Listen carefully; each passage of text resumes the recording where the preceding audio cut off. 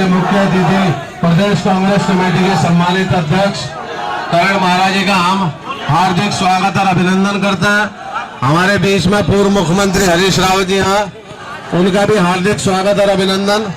और इसी कड़ी को मैं आगे बढ़ाते हुए भाई विकास त्यागी से अनुरोध करूंगा संबोधित करें। धन्यवाद अध्यक्ष जी। आज इस विशाल धरना प्रदर्शन में उपस्थित हमारे प्रदेश के जुझारू प्रदेश अध्यक्ष आदरणीय करण महाराज जी, हमारे प्रदेश के पूर्व मुख्यमंत्री श्री हरीश रावत जी, हमारे जवालापुर के विधायक करीब बहादुर जी और सम्मानित हमारे बीच में हमारे विधायक फुरकान अहमद जी, ममता राकेश जी, तमाम सम्मानित। पुलिस प्रशासन आज की डेट में बेकाबू है। अगर कोई जैसे पुलिस प्रशासन का ही कहना है भाई गौ मांस वाला मामला है, तो किसी भी व्यक्ति की जान लेने का अधिकार नहीं है। आप उसे पकड़ो, जेल भेजो। लाइन ऑर्डर बनाना यही तो पुलिस का काम। पुलिस का ये काम नहीं आपने किसी को डुबो के मार दिया या कुछ कर दिया। इसकी CBI जांच हो, CBI जांच हो। दूध का दूध और पानी का पानी होना चाहिए दोनों कांड में, यहाँ वाले में भी और संतसा वाले में, दोनों में यही मांग रखनी चाहिए कि इनमें CBI की जांच हो और दूध का दूध और पानी का पानी। वसीम की पोस्टमार्टम रिपोर्ट के बारे में क्या कहोगे आप, जिसमें कहा गया चोट तो है ही नहीं कोई?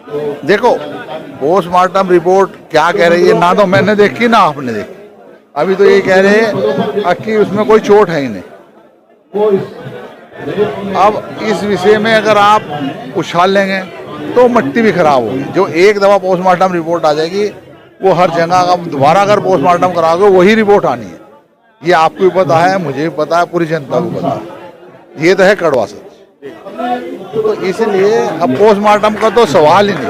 अब तो इसमें CBI जांच की मांग होनी चाहिए। CBI जांच से साफ हो जाएगा क्या हुआ है? देखिए, CBI देश की संस्थान ऐसा है, उससे जांच जब होगी तो दूध का दूध और पानी का पानी का दोनों पक्षों को बराबर का मौका। जैसे धरना प्रदर्शन ही करना पड़ेगा और इंसाफ जो भी मिलेगा जब किसी मुद्दे की आवाज़ उठावेंगे। अगर आवाज़ नहीं उठाने तो फिर तो कुछ होने का ही नहीं।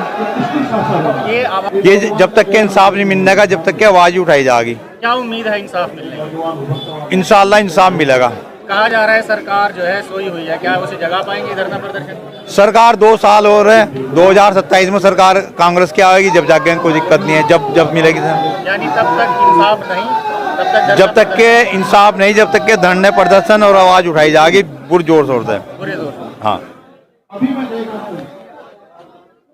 देखिए, सबसे पहले तो मैं धन्यवाद करना चाहता हूँ यहाँ पर जितना भीड़ इकट्ठा हुई है और जो आए दिन घटनाएं देश में हो रही है।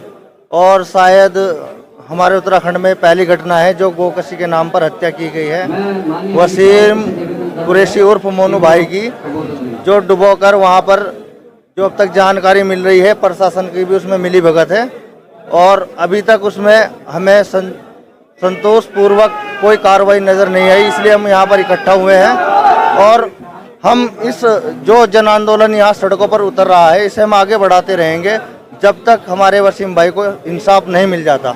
इस सरकार से ज़्यादा उम्मीद तो कर नहीं सकते, लेकिन देखते हैं अपना सड़कों पर जहाँ तक भी होगा, अगर खून बहाने की नौबत आई खून बहाएंगे, पसीना बहाएंगे, सब कुछ करेंगे, लेकिन वसीम भाई को हम इंसाफ दिलाकर रहेंगे। ये सारा युवा साथ रहेगा बिल्कुल हमेशा। ऐसे तो नहीं है कुछ दिन धरने कोई नहीं, सब साथ रहेंगे। सब ने ठान रखी है उत्तराखंड में ये सब चलने नहीं देंगे। ये शांतिपूर्ण प्रदेश है, यहाँ शांति बनाए रखनी है। यहाँ पर भाजपा जो अपना प्रोपेगेंडा पूरे देश में चलाती है, यहाँ पर चलने नहीं देंगे। यहाँ का युवा बहुत जागरूक है। तो ये धरने प्रदर्शन जब तक इंसाफ नहीं होता तब तक चलता रहेगा और इंसाफ लेकर रहेंगे। इंसाफ छीना जाता है और छीन के रहेंगे, अपना हक लेके रहेंगे।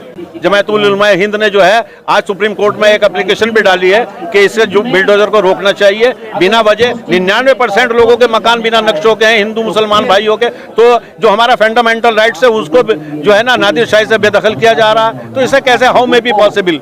और जनता ने बता भी दिया और जनता अगला मैंडेट जो है ना कांग्रेस के फेवर में देगी। इसलिए देगी कि कांग्रेस दलितों की, पिछड़ों की और महिलाओं की जो है ना उनकी समस्याओं के लिए और उनके लिए लड़ रहे हैं, धरातल पर लड़ रहे हैं। माननीय हरीश रावत जी लड़ रहे हैं, माननीय करण महाराज जी लड़ रहे हैं, माननीय यशपाल आर्य जी लड़ रहे हैं, माननीय हमारे सब विधायक गण लड़ रहे हैं। तो मैं समझता हूं कि जनता को साथ देना चाहिए। चाहे भूख हो चाहे प्यास हो, अगर इंसाफ चाहते हो तो हमें जो है ना कुछ सैक्रिफाइस, कुर्बानी करनी पड़ेगी।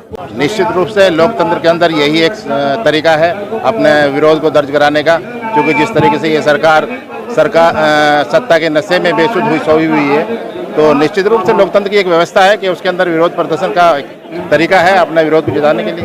एक तरफ आप लोग कहते हैं कि सरकार सोई हुई है, दूसरी तरफ धरना प्रदर्शन, क्या धरना प्रदर्शन उसको जगाने के लिए धरना प्रदर्शन है।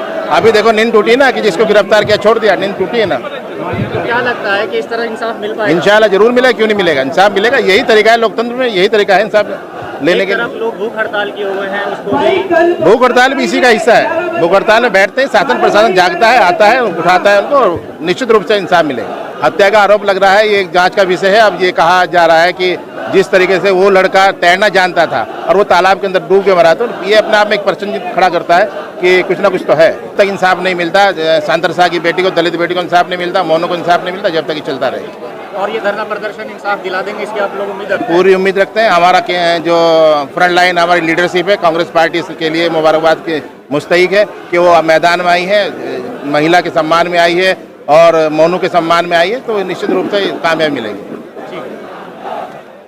देखिए, भाजपा सरकार के खिलाफ गुस्सा लगातार है और लगातार बढ़ता जा रहा है, क्योंकि भाजपा सरकार अपराधियों पर लगाम कसने में नाकाम रही है।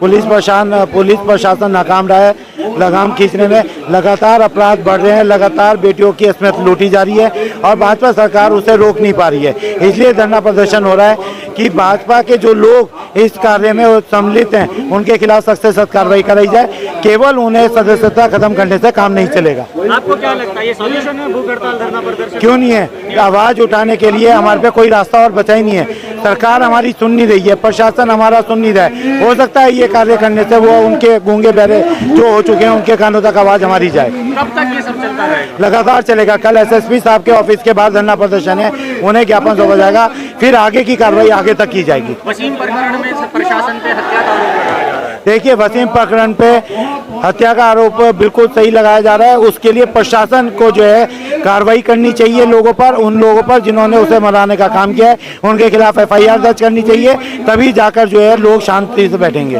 पूरी प्रदेश कांग्रेस मुखर हो गई है शांतर शाहकांड, जो एक गैंगरेप हुआ और वसीम प्रकरण। बिल्कुल, जो गैंगरेप हुआ है, जो वसीम प्रकरण हुआ है, उससे जो है पूरी कांग्रेस एकजुट नहीं, लोग कांग्रेस के साथ जुड़ गए हैं और उसके साथ मिलकर धरना प्रदर्शन कर रहे हैं।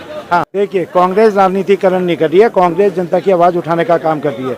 जो लोग इसे राजनीतिकरण का नाम दे रहे हैं, और वो भी कौन दे रहे होंगे, सत्ता पक्ष।